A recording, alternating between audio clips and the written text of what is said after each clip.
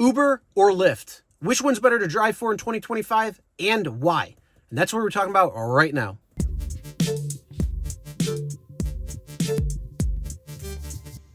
Hey everyone, my name is Chris and welcome to the RideShare Guy.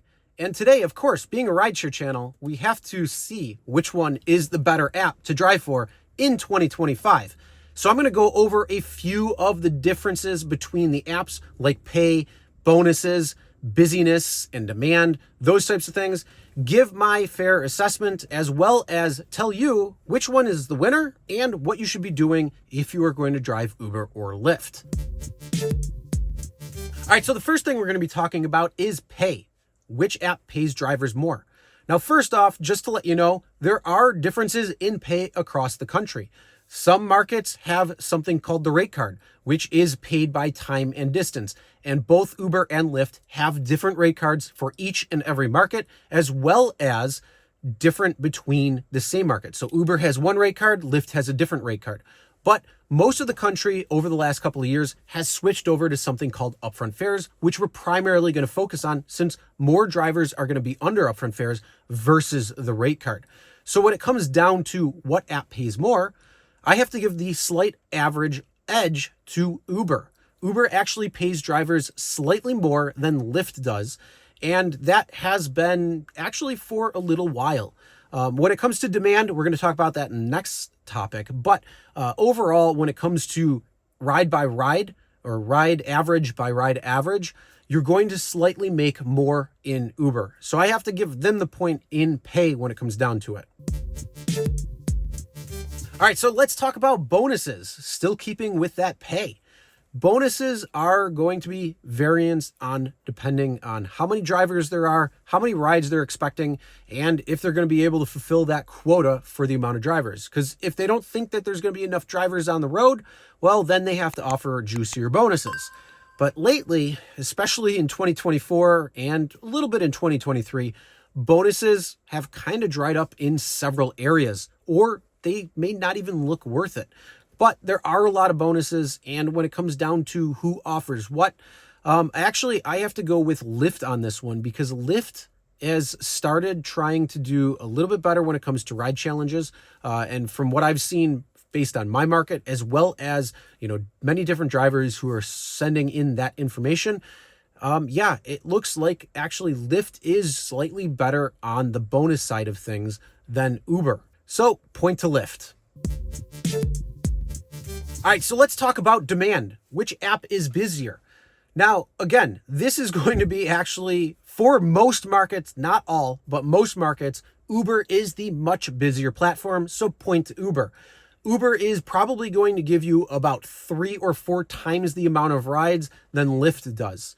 So yes, there's definitely a lot more demand on Uber because there's more passengers that know Uber. It's the Kleenex brand. It's the household name. So when everybody says, oh, I'm going to get a rideshare, they say, oh, I'm going to order an Uber. Normally it's not, I'm going to order a Lyft. And then they just default to Uber. But lately there are passengers that have been price shopping, which means that they're going to be opening up both apps, seeing which one's cheaper, and then ordering on that side of way. So it could actually depend on what's going on with the pricing markets for passengers. So if Lyft is going to be trying to undercut Uber, well, it's going to be a lot busier on Lyft than it is going to be on Uber. But that happens very rarely. So for the overall aspect of things, on average, I've been seeing 3 to 4 amount of rides for every one ride on Uber versus Lyft. And so that means for every 100 rides you're going to give, you're probably going to get about 75 rides on Uber and about 25 on Lyft. So yeah, demand is much different when it comes to Uber versus Lyft. All right, so let's talk about what app will give you more information to make you have better informed decisions on where you want to drive, when you want to drive, and if you want to take that ride or not. So first off, this definitely goes to Lyft. Lyft provides a lot more information than Uber does. especially on the upfront screen. It'll actually break it down like estimated earnings per hour or estimated earnings per mile. They were trying out both. Sometimes they test both. Most of the time it's gone per hour, but you get to at least see that. So you can tell one more piece of information if that ride's going to be worth it for you or not. Not only that, they also give you a lot more information. Like you can see nearby drivers. You can also see what ride demand is looking like in particular areas and the amount of time that you're going to expect to wait for a ride to come in that particular area. There's a lot more information that you can use within the app itself on the Lyft platform than the Uber platform. And Lyft tends to actually release more information over the last couple of months. They've continued to push out more of these transparency features, I'm going to call them, because it actually just gives you more information besides where both apps used to just give you when the airport runs were coming in, when your flights were coming in, and also bigger events. So like sporting events or things like that. That was pretty much the only information you can get on the Uber side of things. But Lyft definitely provides a lot more information to make you a more informed driver. All right, so let's talk about what app offers you more. Now, Lyft is just a ride-sharing app, and that's it alone. There's nothing else that you can really get on Lyft except for rideshare. So if there's slow times during the day or seasonality or anything like that, it is just stuck there. When it comes to Uber, and definitely point to Uber on this one, when it comes to Uber, there's a lot more offerings within the app for you to earn. So there's things like Uber Eats and Uber package delivery and Uber's grocery shopping, that like Instacart type thing.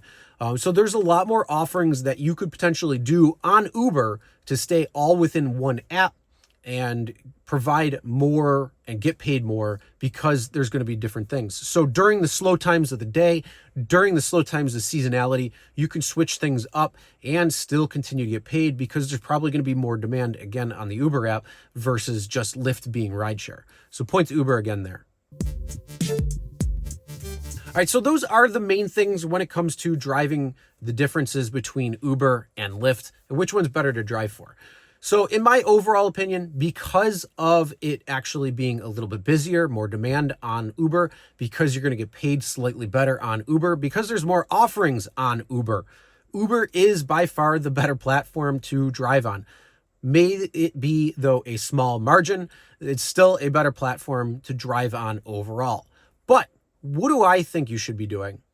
You should sign up for both platforms. And that is because, again, if you are on both platforms, if Uber is slow for some reason and Lyft is busy, well, then it's going to keep you occupied. That means you're going to have people coming and going in your car, and that's when you're getting paid. So you can make money on both apps. That's the best option that you could do, is driving for both, because you're going to actually open yourself up for more potential riders coming in, as well as if you wanted to sign up on Uber Eats, Uber Package, Uber Shopping, those types of things on top of just doing rideshare.